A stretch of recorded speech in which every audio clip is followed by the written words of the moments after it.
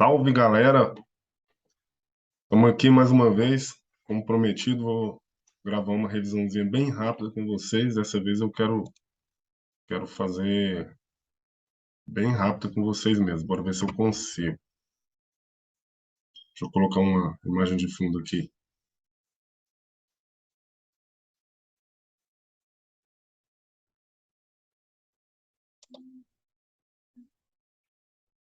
Isso. Acho que essa aqui tem um pouco a ver com o conteúdo que a gente vai ter que falar ainda, que é a construção de Goiânia. Olha lá.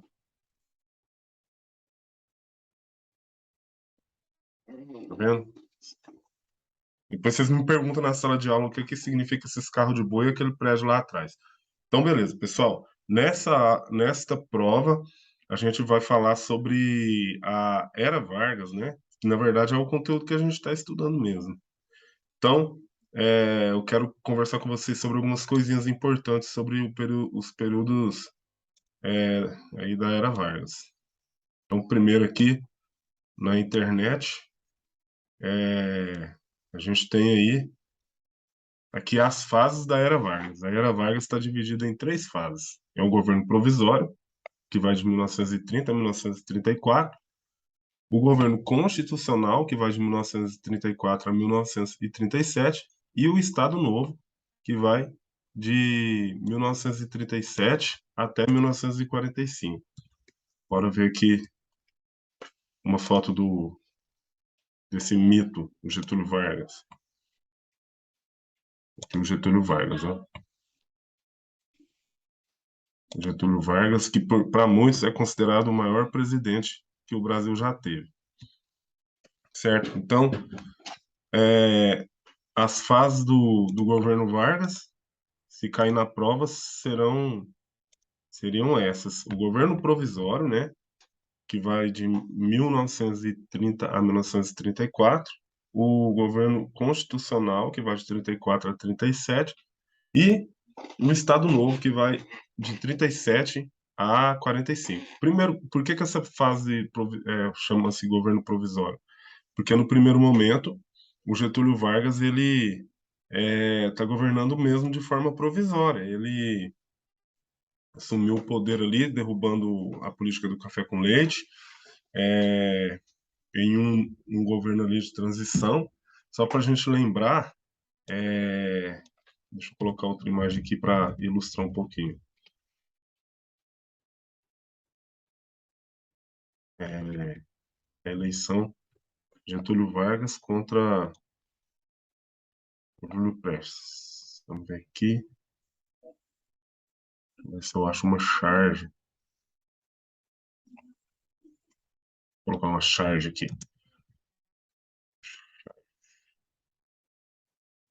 Vamos usar essa daqui. Bom, tá vendo essa charge aqui, galera? Essa charge aqui, ela traz bem essa ideia do que está acontecendo.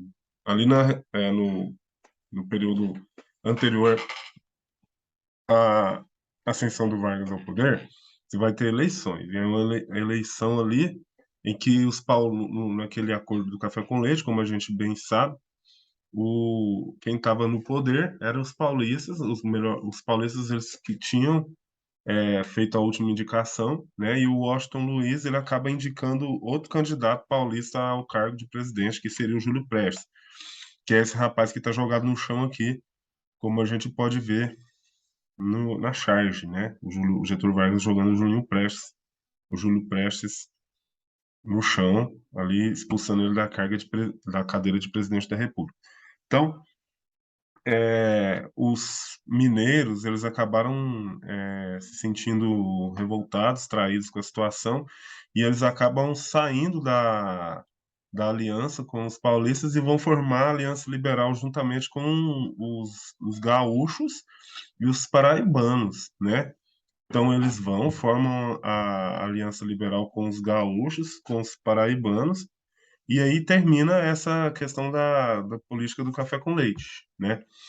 O, o pessoal chama isso de revolução, mas também a gente pode ver por essa ótica de um golpe, pois o Getúlio Vargas não aceitou o resultado das eleições. Tem outras charges aqui sobre isso, ó. Tá vendo? Esse aqui eles disputando o poder. É. Enfim. Então, o Júlio Prestes, ele não nem chegou a assumir. O Getúlio Vargas reuniu suas tropas no sul, organizou tropas, marchou até o Rio de Janeiro e tomou o poder, destituindo o Washington Luiz, que era o presidente que estava encerrando o mandato. Bom, e aí começa esse governo provisório, né?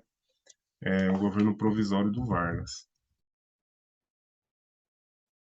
O governo provisório do Vargas, ele é provisório justamente por essa questão, né, de o Vargas ele ter que convocar uma constituição, ter que colocar o governo dele de forma legal, né, dentro da lei e tudo.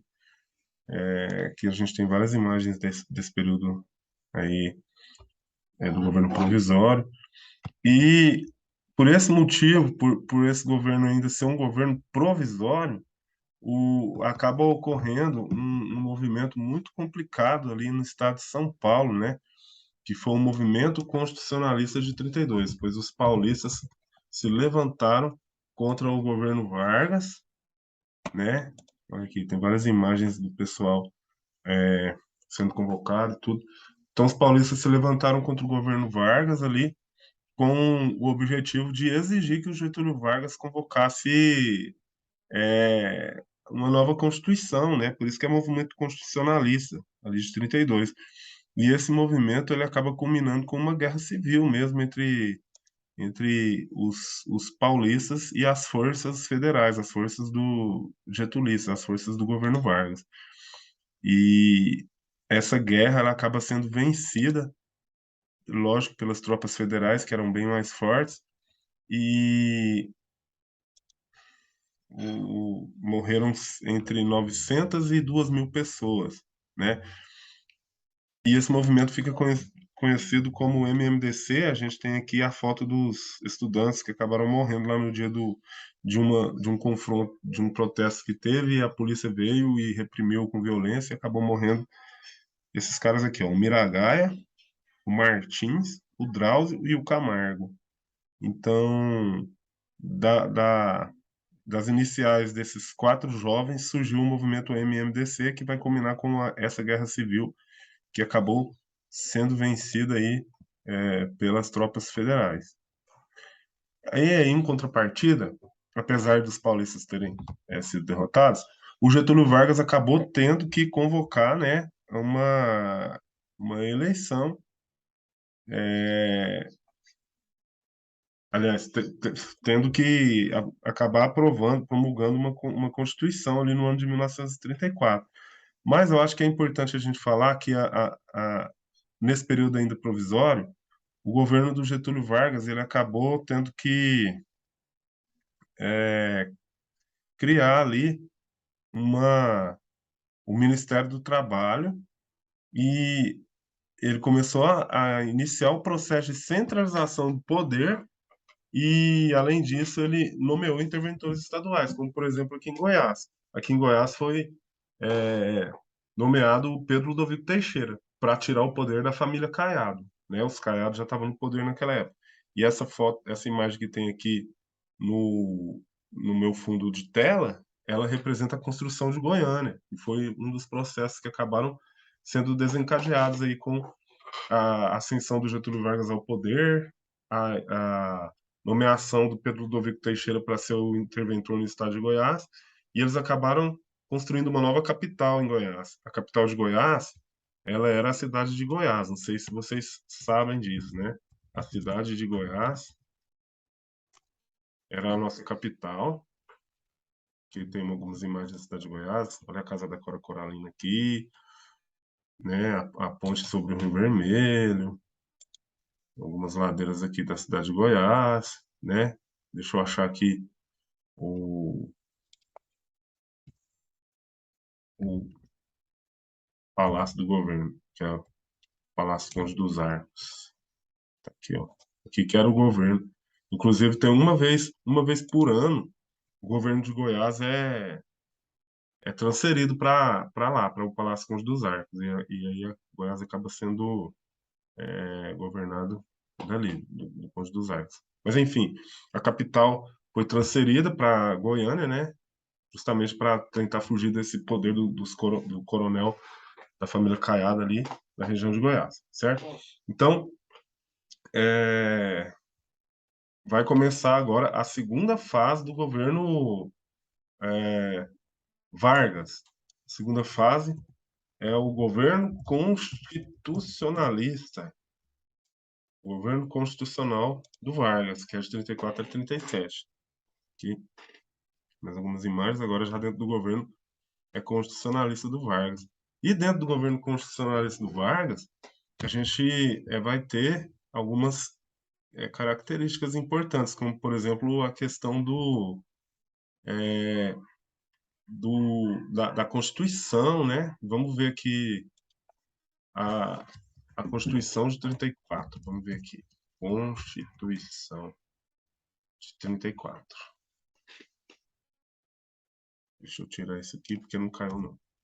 Calma aí, galera. Calma aí. Constituição de 34. Vamos achar aqui as principais características da Constituição de 34.